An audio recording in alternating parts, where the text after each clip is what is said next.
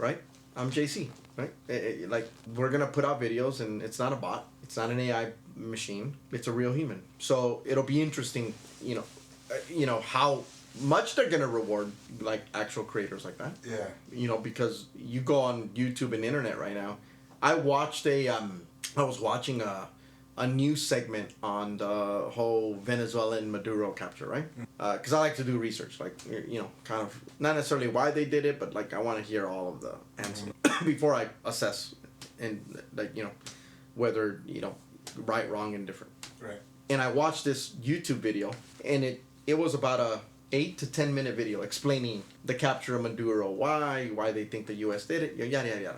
About halfway through the video, and at first I was paying attention, but I think I was kind of doing something, and then when I really kind of gravitated to it, I'm like, okay, now I'm gonna watch. Within like a minute of me watching, I was like, this is an AI.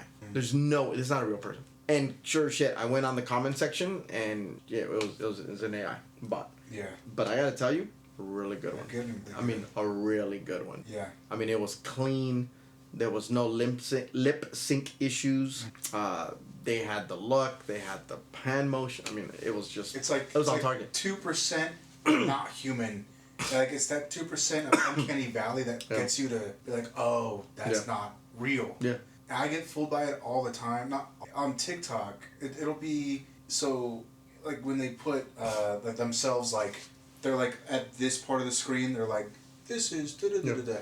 So, you know who Keith Lee is? I don't know. So, he's like a food critic. He'll go into a small business, just experience everything, and then give his honest review. Like, skyrocketed on TikTok. He's like the guy. So he's had places get shut down because of their poor service. Yeah. And everyone's just like, nope, we're not going there. And then, like, it happened in Chicago. It was like this whole thing. So there's a place locally that's called, let's talk about that before you go there. Okay. Anyways, finish that thought, and I want to go back to that. There's a place called Destination Smokehouse that's in Murrieta. Yeah, it's right off of Kamiya. Fantastic, yeah. Yeah, everyone told me to go there. So he went there after there was a whole bunch of TikTokers that have gone there. Yeah. He ended up going there, I think 2 weeks ago maybe, and then he got some, like, poor service. He tried to pay the the older black guy tenderism. He tried to pay tenderism directly, $4,000, right? But the owner wouldn't allow it because he wouldn't be getting a direct cut of it. It was like, that whole thing went down. He gave his review, and then they started getting a lot of backlash, and people being like, "Oh, the white owner doesn't give money to the black cook," and all this kind of stuff. That's a crock of shit. But anyways, that's like, a crock of shit. There's so much. We're gonna talk about that too. Now that you said that, people are blowing it up in, like, crazy. That's a crock of shit. Can I tell you something? Hold on. Go ahead. It's these AI accounts that are fueling it. Okay, yeah. And they're in the corner being like, and this is what Keith Lee did, and this because, and you're like, that's an AI. Yeah. Because I see them, like, the same ones over and over and over again. I was like, what the fuck? Yeah. I think it's like a campaign of, like, trying to get it taken down because it was doing so well. Both of his restaurants were doing so well. Yeah.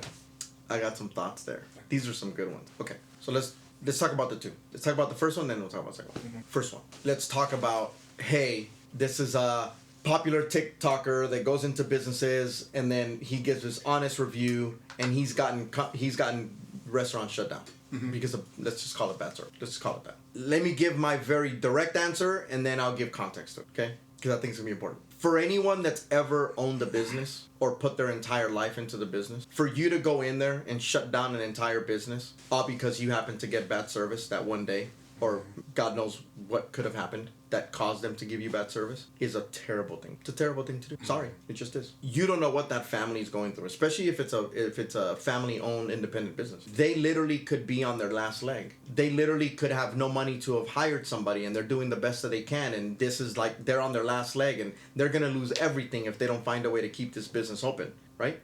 Like, I could go into a million different scenarios that you know nothing about and that he probably doesn't ask about, right? He doesn't ask about it, right? Right? There's a little more, like, he doesn't go in negative. He doesn't ever say, like, don't come here. He says, this is my experience. Sure. Food was good. Service was bad. And that's really, it's his community that takes the wave. Yeah. And, like, okay. Yes, but let's be very clear. He bears a burden. The minute he decided to do this TikTok thing, And the minute he decided to have influence over people, let's be very clear, he has influence over people, right? Millions of followers, right? Mm-hmm. Like, he's got influence. So for you to say as an influencer, hey, I'm not responsible for what all of these 1,000 people ended up doing to this business. All I did was give my experience. No, bro. What you're doing is you're passive aggressively shitting on people, right? Like, you're going in and saying these things, and then you are bowing out and saying, I had nothing to do with it. Get out of here. No, bro. No, bro. If you know you have influence over people, then guess what? You are 100% responsible still for that outcome. Period. I don't care what you tell me. That is 100% true. Right? So that is, and this is something we talked about when we opened up our channel, right? Because again, right now we're at 94 subscribers, we're not even at 100, right? But we are going to bear a responsibility, Rich, when we get bigger and we have way more subscribers. We are still going to bear a responsibility for the things that we say, to some degree. For sure. I'm not saying completely, but what I'm saying is to some degree, right? You don't know what that business owner is going through. His daughter might have just died. His wife might have just passed away. Like, God knows what it could be. Right. You know what I'm saying, though? Like, God knows what it could be. I much rather, if he got bad experience, I much rather him say, hey, I'm a TikToker. I have these many followers. Before I post this video, I want to talk to the owner. I want to find out, like, what's happening? Like, what's going on? Taking the extra step. Yeah. Like, if you really care about businesses, take the extra step. You'd be amazed, I think, what he would hear. Does that make sense? Yeah. So instead of completely atomic bombing the business, bro, right? Like, if you really care about the business, then care about the business. That's very valid. I think, so, like, I followed Keith Lee, like, I think it was like maybe 2021 is when it started. Like, okay, sure.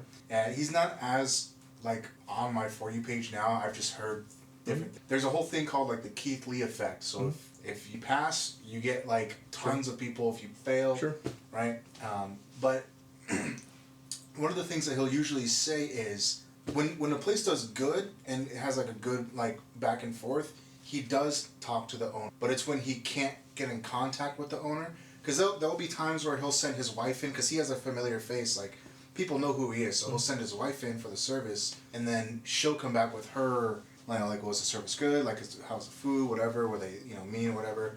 And then he'll go in and talk to the owner if they're available. Sure. I think in this specific instance, because Destination Smokehouse has been getting, like, we tried to go there. Me and my family were going there. We've been going there since they opened up over here. They're great. You could go in on a Saturday, get a seat, eat, right? There'd be like maybe a small line to get in, but we tried to go, I think it was sometime in December. It was just, the line was just wrapped around the whole place. Sure. Like, you couldn't go in. Like, there was like a couple hour wait for stuff. Ridiculous. Yeah. But because I think like they've just gotten such an influx of people, like, how can you give, like, if you're used to having, like, I don't know what the number is, 100 people a day, and that's what you have your people trained for that amount of big business, and then all of a sudden you're getting 2,000 people a day. How can you expect to make that shift, like that jump of like quality and service, because you have, well, now there's 1,000 people waiting, 1,000 people to clean up after. Sure. 1,000, all these different things, and there's, so many different, only so many spots, and all this stuff. It's like, what breaks down, just so you know, what breaks down in businesses when they are scaling. So let's take them for example. They're going from 100 to 1,000. So that's a perfect example that you gave, right? Used to serving 100, now they're serving 1,000. Usually, what ends up breaking down in that particular case is processes. And does that make sense? That's usually where the breakdown is usually in processes. And once in the minute processes and systems breaks down, all of a sudden the delivery of the product takes a hit. Does that make sense? Whether it's customer service, whether it's the food's no longer as good, whether the baked beans are no longer as good, whether the smoked tri-tip is no longer as good, right? Ultimately the end product ends up taking a direct hit over those broken processes and systems, right? Ultimately. You're almost better off being like, I'm not saying they should do this, but you're almost better off being an exclusive smokehouse, right?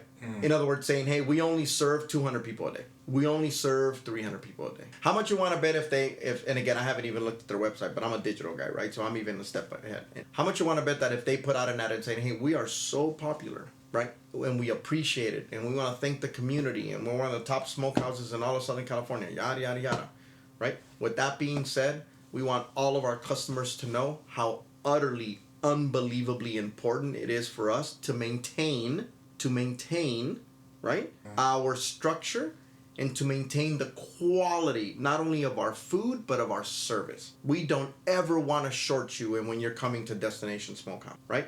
So with that being said, we've updated our website. We can only serve 300 people a day. We've updated our website.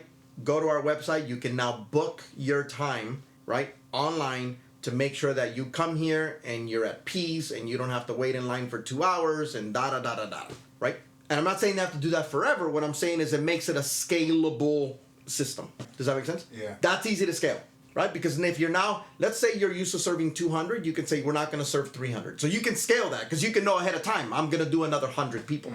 And then now that you are used to doing 300, now you say, hey, now I know what that looks like. I know what another 100 looks like to my system and my processes. Now I'm going to go up another 100. Now we can serve 400. Now we can serve 500. Now we can serve 700, right? Like, I think that the hard part for him as an owner is the fact that when do you do that? And it's in his brain, I already know, like he's trying to capitalize as much as possible on the popularity as it is right now. Because here's the other thing that people don't realize is the gross, terrible margins of restaurants. Restaurants are some of the hardest businesses to make grow and to stay in business, which is why there's such a high rate of failure rate in restaurants. They got a lot of red meat. Like it's massive, bro. It's like be incredibly pricey. Like it's massive. The failure rate for new eating establishments and restaurants, and the margins are god awful terrible. Like out of all the businesses that I would ever buy, a restaurant would be the last on my list. I would never buy a restaurant, never. I don't care how schmancy it was or what the opportunity looked like. The minute you said restaurant, I'm out. I'm not doing it. Not doing it, right? It is one of the hardest industries to run with some of the most terrible margins, and it's one of the easiest business for you to get ripped apart in if you're not working it day to day. And I'm not interested in buying a job. You know what I'm saying? So it's a tough one. So, but I would maybe go through something like that. But nonetheless, back to my initial comment, I think that it is irresponsible when you know you have that kind of influence for you to atomic bomb and kibosh an entire business without really digging deep into why XYZ is happening. I just think that's irresponsible. Yeah. I think that's cold-blooded, actually. And I know, and I say that, and maybe I'm in the wrong lane here, but I'm a business owner, so I know the sacrifice that is made in order to have businesses. Yeah. Like a lot of people. So there are people that make your argument of like that shouldn't be how it is. Like, you know, you can't just go into a business at one time and just decide its fate. Yeah. Like you should at least tell them like, hey, I'm an influencer. Yeah. But then mostly the community is saying, well, that's the whole point. The whole point is that he should be treated like a regular guy. Sure. Telling you this is how they treat a regular guy. Sure. So it's like I understand that completely. It's like if I but he's no longer a regular guy. He's not a regular guy, right? He does. Yeah, he has the influence. But it's and by the way, if he's made that a business now, let's be very clear. If he's now he's a business owner too. Yeah. Right. He's a business owner too. So if you've made that a business, then that means you're making money, right? You're profiting. Obviously, he's making money, right? Yeah. Okay, great. You now have money in your pocket. Do yourself a favor. Hire people that go in as mystery shoppers. Like truly, you have money then, right? Go hire people that they don't know, that people don't know, that are not influencers, that you go pay to go eat in establishments all day long. Yeah. Go do that, right? Welcome to the world of business, my friend, right? Yeah. So, you know, there's just a lot of ways around it is what I'm saying. So if he hasn't found a way around it, I'm sorry, but you're not working hard enough. Yeah. I don't care what you say, you're not working hard enough. And I mean, like... You're not trying hard enough. Morally, he should, but it's like monetarily... Yeah. There's no incentive. There's not like he's getting paid less. No, I get it. You know what I mean? It's like there's no monetary incentive for him. I get it. The extra step. I get it. But I mean, I don't think he's like, I don't know. It's like there's the part of me that is like, you know, on the customer end is like, well, yeah, like I would want to know if a place treats people badly. I know Destination Smokehouse is a fantastic. Yeah.